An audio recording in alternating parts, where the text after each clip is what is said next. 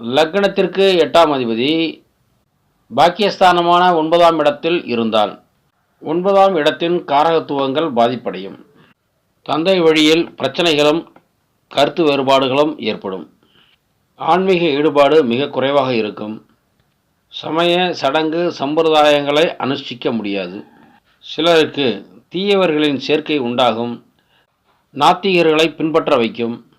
சிலருக்கு போதை வஸ்துகளில் நாட்டம் உருவாகும். இளமை பருவம் வறுமையானதாக இருக்கும்.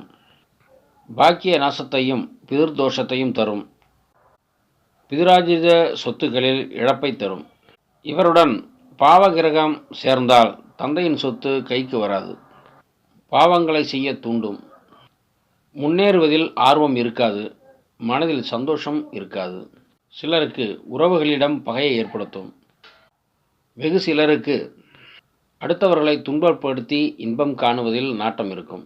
இந்த இடத்தில் 9ஆம் அதிபதி வலுப்பெற்றால் உச்ச கிரகத்துடன் சேர்ந்தால் சுக வாழ்க்கை உண்டு.